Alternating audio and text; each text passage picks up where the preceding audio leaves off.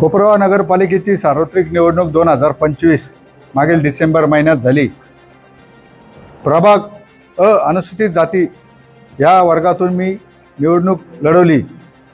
भारतीय जनता पक्ष महायुतीचा उमेदवार म्हणून विधान परिषदेचे आमदार माननीय विवेक भैया कोले यांच्या नेतृत्वाखाली नगरपालिका निवडणुकीत प्रभाग 9 मध्ये मी विजयी झालो। विजयी झाल्यानंतर अनुसूचित जातीचा तो प्रभाग असल्यामुळे त्याची जात पडताळणी 6 महिन्यात करणं कायद्याने बंधनकारक असताना अनुसूचित जाती जात पडताळणी समितीकडे आमचे कागदपत्र आम्ही दाखल केलेले होते। परंतु विरोधी उमेदवार विरोधी पक्ष आमदार आशुतोष काळेंनी त्या माझ्या जात प्रमाणपत्रावर आक्षेप घेतला आणि तो आक्षेप अशा प्रकारचा घेतला का माझे वडिलांच्या जातीच्या दाखल्यावर ख्रिश्चन आहे आणि माझ्या शाळेच्या दाखल्यावर हिंदू महार आहे। मी मूळचा तुम्हाला सर्वांना परिचित असेल, रणशूर म्हटल्यावर धारणगाव, कोपरगाव जवळपासून 5-6 किलोमीटर असलेलं आमचं गाव धारणगावचा मी मूळ रहिवासी।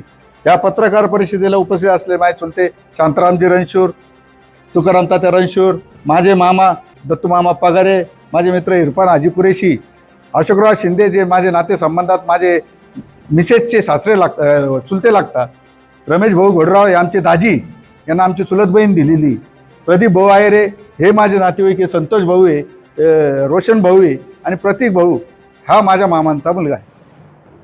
परंतु त्यांनी जो आक्षेप घेतला का माझं एकच टेक्निकल अडचण अशी होती का माझ्या वडिलांचं शाळेचं शिक्षण हे पुंतांबा या ठिकाणी झालं आणि पुंतांबा या ठिकाणी झाल्यानंतर तुम्ही जर पाहिलं वडिलांचा जन्म 1940-41च्या आसपासचा आहे आणि त्या काळातली परिस्थिती जर पाहिली आत्ताच्या बौद्ध समाजाची आणि त्या काळातल्या महार समाजाची, पूर्वाश्रमीची महार समाजाची अतिशय वाईट परिस्थिती होती आणि त्या काळात पुंतांबा हे इंग्रजांचं एक केंद्र होतं। जसं आज कोपरगाव तालुका महसुली तालुका आहे, तिथं बोर्डिंग होती।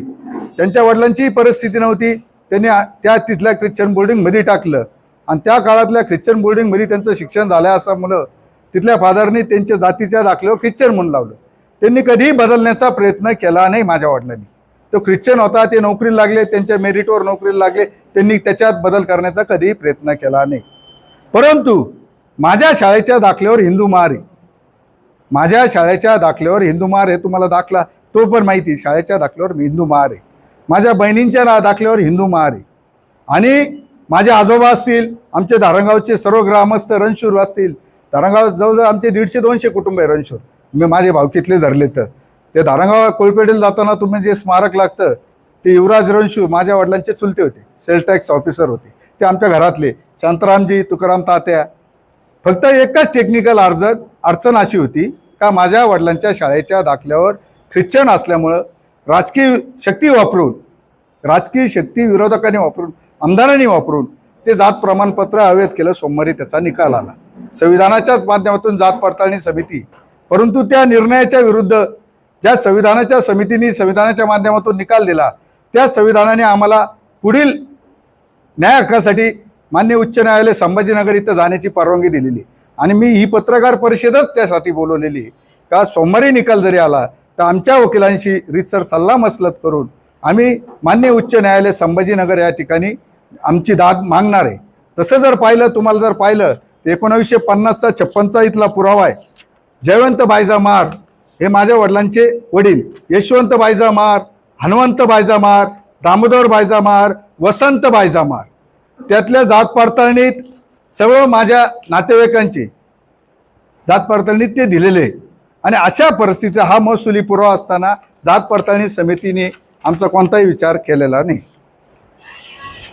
फक्त राजकीय शक्तीने आमच्या नगरपालिकेची सत्ता गेली आणि ह्या नगरपालिकेच्या निवडणुकीत मी जी भूमिका, राजकीय भूमिका भारतीय जनता पक्ष महायुतीचा उमेदवार म्हणून जी आमदार आशुतोष काळे यांच्या स्टेजवर असेल, माझे भाषणं असतील, त्यांचा त्यांनी मनात राग ठेवून फक्त आंबेडकरी चळवळीतले एक नेतृत्व, मी गेली 24 वर्ष आले या शहरात या तालुक्यात आंबेडकर चळवळीचा कार्यकर्ता म्हणून काम करतो। मी रिपब्लिकन पार्टी ऑफ आठवले गटाचा शहराध्यक्ष होतो, त्याच्यानंतर तालुकाध्यक्ष म्हणून काम केले। 15 वर्ष इथल्या पदावर मी असताना एक रिपब्लिकन चळवळ उभी करण्याचा निश्चित प्रयत्न केला आणि तो राग धरून आंबेडकरी चळवळीचं नेतृत्व संपवण्याचं कारस्थान आमदार आशुतोष काळेंनी केलेलं आहे। मी जर विषय घेतला, स्वर्गीय शंकरराव कोल्हे साहेबांनी या ठिकाणी कोपरगाव नगरपालिकेत 96 साली सौ सिंधुताई कोपरे यांना नगराध्यक्ष केलं होतं. अशोकराव शिंदे यांचे बंधू, चुलत बंधू प्रकाश भाऊ शिंदे यांना नगराध्यक्ष केलं होतं. आणि त्यांचे चुलते कालकथित आंबेडकर चळवळीतलं त्या काळातलं मोठं नेतृत्व बाळाभाऊ धोंडीबा शिंदे यांना उपनगराध्यक्ष केलं होतं. त्याच्यानंतर 2011ला सुरेखाताई राक्षे मातंग समाजाची माझी भगिनी नगराध्यक्ष झाल्या होत्या. या जर पाहिलं आता हा कोल्हे परिवारांनी मागासवर्गीय समाजाला कायम न्याय देण्याची भूमिका घेतलेली. मागासवर्गीय समाजाला न्याय देत असताना यांनी मागासवर्गीय नेतृत्व संपवण्याचं कारस्थान आमदार आशुतोष काळे यांनी घेतलेलं आहे. त्या दिवशी निकाल लागल्यानंतर त्यांनी ज्या पद्धतीचा जल्लोष केला, निकाल लागला म्हणजे ते विजयी घोषित झालेले नव्हते. पार्टीनीच ती सूचना केली, गुलाल उधळला, फटाकडे उधळले, जसं काय विजय उत्सव झाला त्यांना, अशा पद्धतीचं त्यांनी त्या दिवशीचं वातावरण केलं. पण आम्हाला मान्य उच्च न्यायालयात जाण्याचा हक्क आहे, तो संविधानाने आम्हाला दिलेला आहे, घटना लिहिलं. त्यानुसार मी माझ्या वकिलांशी चर्चा करून येत्या काही दिवसात मान्य उच्च न्यायालय संभाजीनगर या ठिकाणी माझी याचिका निश्चित दाखल करणार आहे.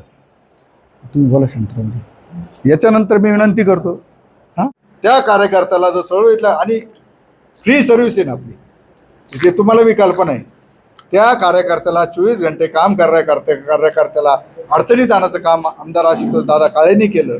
ते त्यांच्या पीएनचे भांडणं आल्यावर रात्री 2ला पोलीस स्टेशनला जातात. आम्ही सर्वसामान्य जनतेच्या, समाजाच्याच नाही, इतर समाजाचा कोणताही असू, त्याच्या आवाजावर मी रात्री उठतो. माझे जुने भाषणाचे व्हिडिओ काढता, फेक अकाउंटवरून ते आता व्हायरल करतात तोडमोड करून. माझं पूर्ण भाषण दाखवायचं. त्यांना माझं आव्हान आहे, तुम्हाला समोर लढता येत नाही माझ्याशी तर फेक अकाउंटवरून लढू नका, ट्रोलिंग करू नका. मी जितेंद्र रणशूर समोरून वार करतो, भाषण सुद्धा समोरून करतो.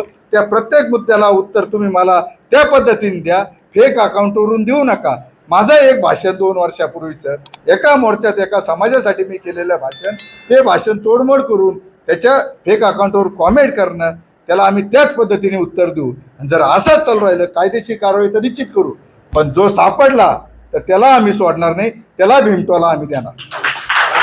जो सापडला त्याला सोडणार नाही. आता सहनशक्तीचा अंत झालेला आहे. आणि मी परत एकदा सांगतो, शर्यत अजून संपलेली नाही. झेंडे फटाकडे उडवायला लावले त्यांना मी एक गोष्ट सांगतो, शर्यत अजून संपलेली नाही, कारण मी लढाई जिंकलेली नाही. एवढेच सांगतो, हा त्यांना इशारा देतो. जय भीम, जय महाराष्ट्र, जय शिवराय. महाराष्ट्रामध्ये असा एकमेव कारखाना आहे कोल्हे कारखाना का त्यांनी मला व्हाईस चेअरमन पदाची संधी दिली. यानंतर दुसरा एक विषय असा आहे की आमदाराच्या गावाशेजारी शहाजापूरला कुराणच्या प्रती फाडल्या गेल्या, कुराण जाळलं गेलं. आमदार साहेब त्याच्याबद्दल एक चकार शब्द बोललेले नाही किंवा तिथं जाऊन बघितलेलं सुद्धा नाही. तिसरा विषय असा आहे की आमदारांना त्यांच्या स्वकीय सहाय्यक यांनी जर मारामाऱ्या भांडणं केले तर तिथं जाऊन पोलीस स्टेशनला जाऊन बसून तिथं वेळ आहे, पण कुराण पाडलं किंवा एखाद्या मागासवर्गीय समाजावर काही अन्याय झाला तर तिथं जायला त्यांना वेळ नाही. दुसरी गोष्ट, कोल्हे साहेबांनी किंवा बिपिनदादा असतील, विवेकभाई असतील, आमदारताई असतील, यांनी मागासवर्गीय समाजाला आजपर्यंत न्यायच देण्याचा प्रयत्न केलेला आहे.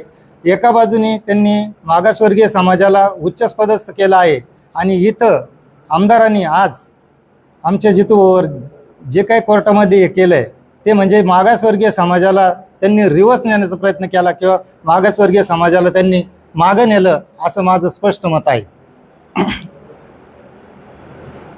तर तुम्ही सुद्धा घरी बसल्याशिवाय राहणार नाही आणि आम्ही तर रस्त्यावर उतरणार, हे 100% याच्यातून तुम्हाला मी इंटिमेशन देतो.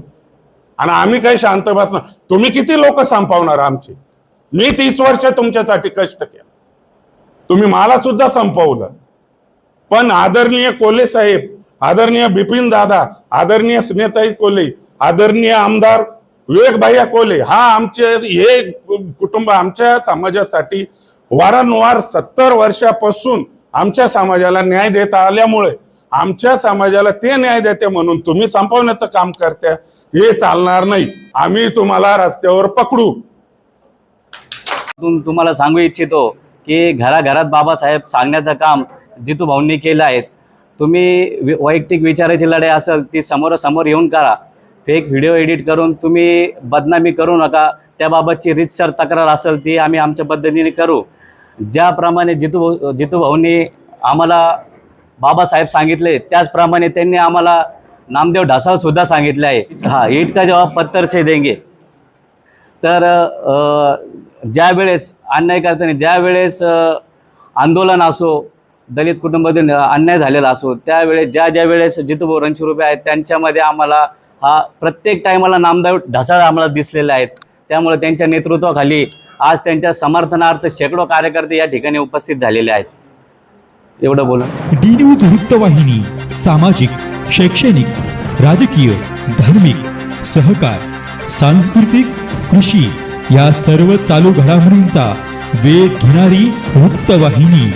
डी न्यूज वृत्तवाहिनी, वेध वर्तमानाचा.